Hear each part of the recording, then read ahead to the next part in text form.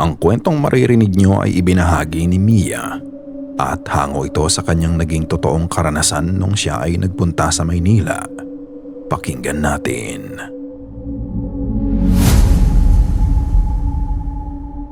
Ako si Mia, 21 years old na taga Cebu, at gusto ko lang din ibahagi ang kwentong ito.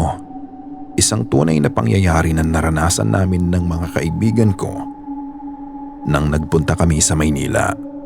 At masasabi kong ito na ang isa sa pinakanakakatakot na naranasan ko sa aking buhay.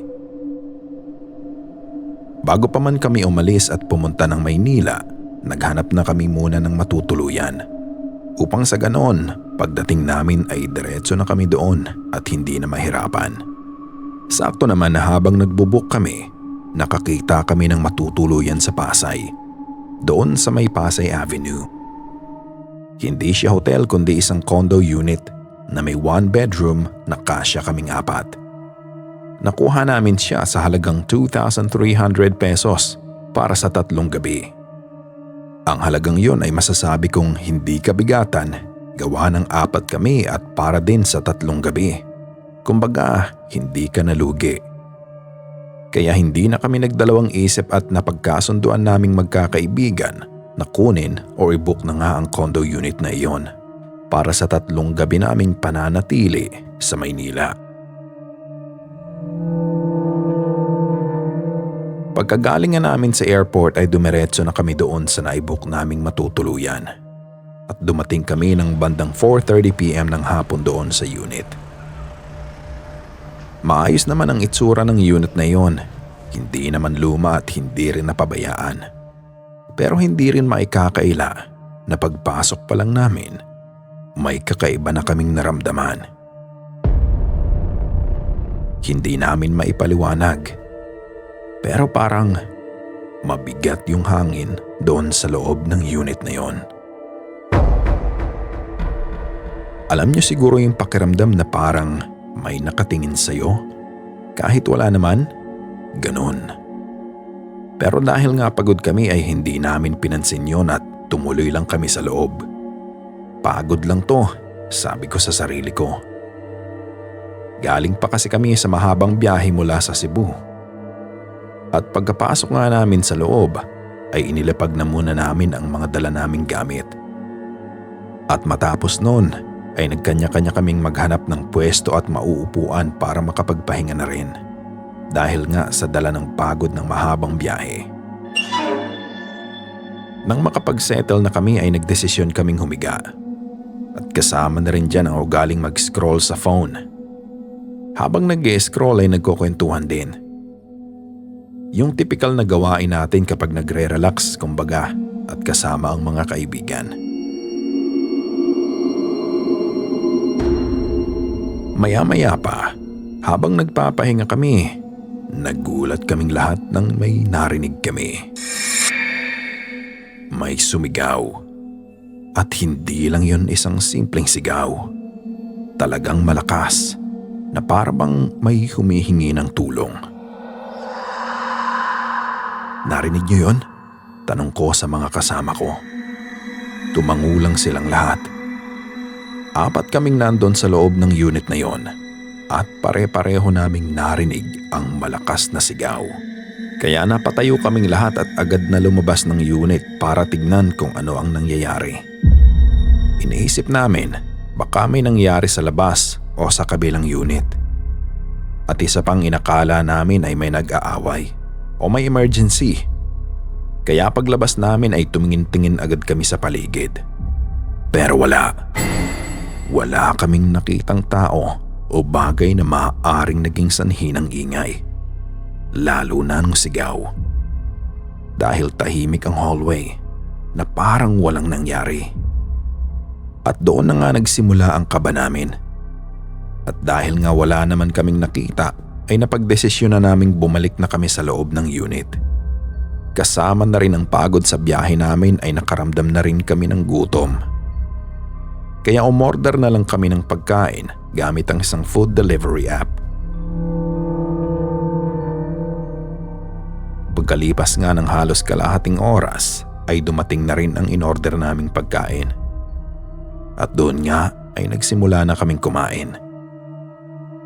Habang ine-enjoy namin ang pagkain, bumalik naman yung saya at sigla namin.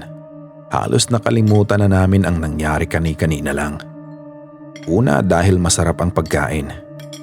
At siguro dahil kapag pagod at gutom ka kahit anong kainin mo, talagang masarap.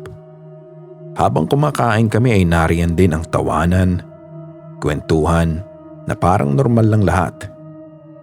Hanggang sa may isang bagay na gumising na naman sa gulat at takot namin.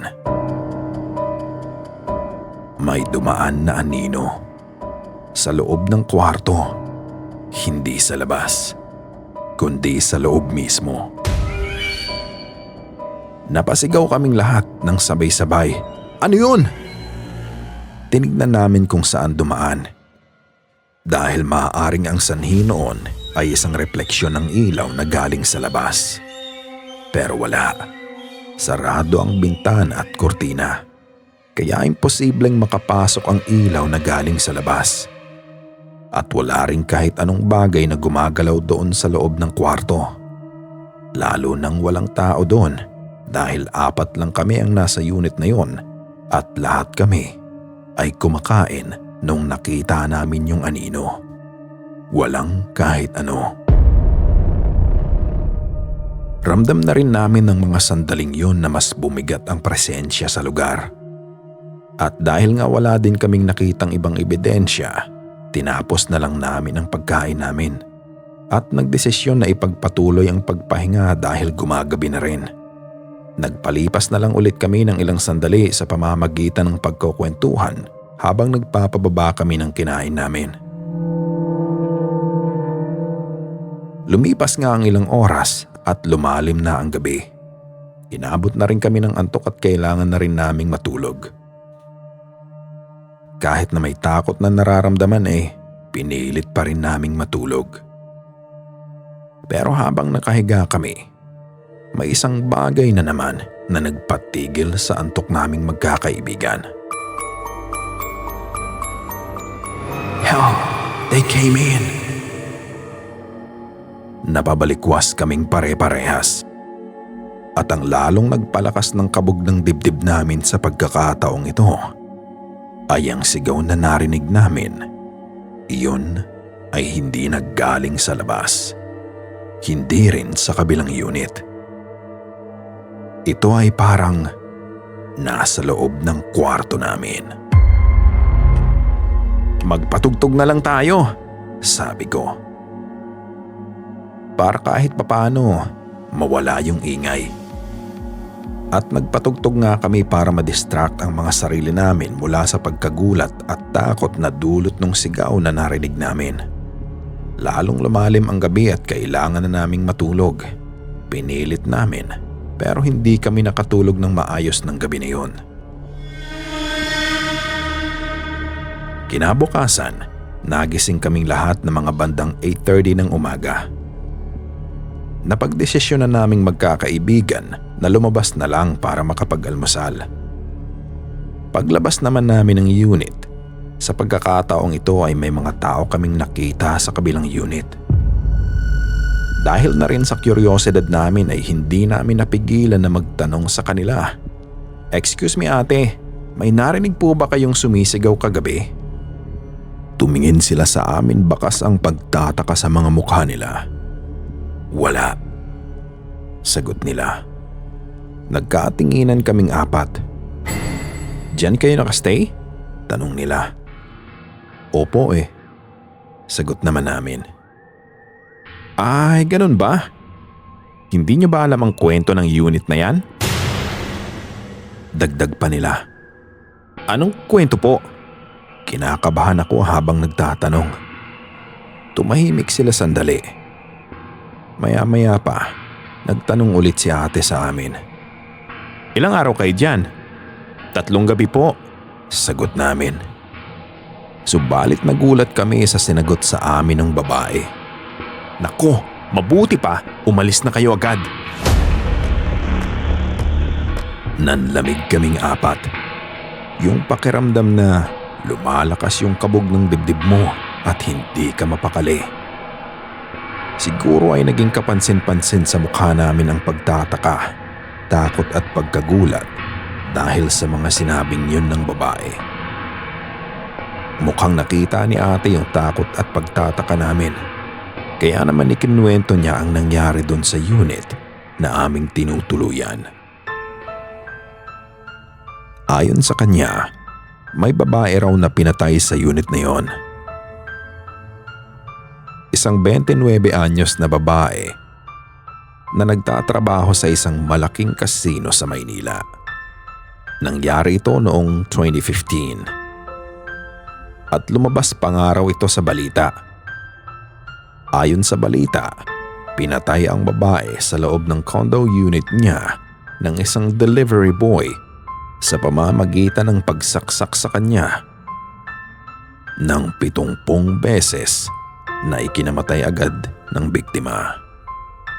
May halong takot at lungkot nga ang nararamdaman namin ng mga oras na yon. Takot dahil baka may kinalaman ang pangyayaring yon sa mga sigaw na narinig namin. At lungkot dahil na rin sa nangyari doon sa biktima. 70 beses na nasaksak? Anong klaseng galit ang mayroon doon sa kriminal at nagawa niyang saksakin ang biktima ng paulit-ulit ng ganun karami? Matapos nga naming marinig ang kwento ng babae, ay nagpasalamat kami sa kanya at tuluyan ng lumabas upang makapag-almusal. Matapos nga naming kumain ay bumalik na kami sa unit. Tahimik kaming lahat ng mga oras na yon. Walang gustong magsalita at malilikot ang aming mga mata na nililibot ang bawat sulok ng condo unit. Sa pangalawang gabi, kapansin-pansin din na mas bumigat ang presensya na nararamdaman namin sa unit na yon. Mas mabigat kesa ng unang gabi namin. Pero wala na kaming choice dahil nandito na kami. At pangalawa, sayang rin ang perang binayad namin kung sakaling aalis na lang kami. At dahil na nga rin sa takot ay naisipan naming apat na lumapit sa Panginoon at magdasal. Kaya sabay-sabay kaming nagdasal. Pagkatapos nga noon ay lumabas muna kaming magkakaibigan para magpahangin. Tinuloy namin ang aming lakad. Pinilit naming kalimutan ang mga nangyari sa loob habang kami ay nasa labas. Nagliliwaliw muna. Nang makabalik na ulit kami sa unit, ay eto na naman. Nagsimula ulit. May sumisigaw na naman. Pero sa pagkakataong ito, mas malakas. Mas desperado. Napaiyak na yung isa kong kaibigan dahil sa sunod-sunod na nagpaparamdam sa amin.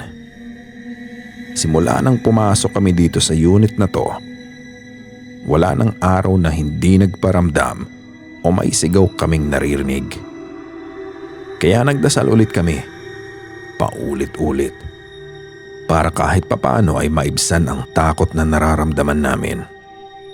Pero kahit ganon, ay hindi pa rin nawala ang sigaw. Naroon pa rin. May halo ng frustration ang nararamdaman ko ng mga sandaling yun.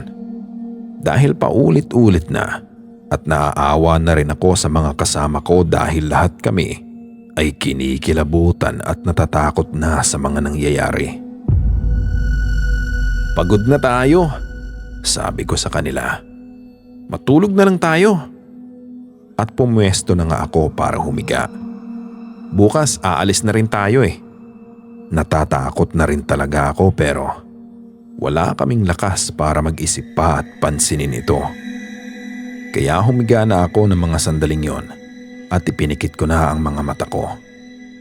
Pero bago ako tuluyang madala ng antok, mayroon pang isang bagay na lalong dumagdag sa kaba at takot na nararamdaman ko.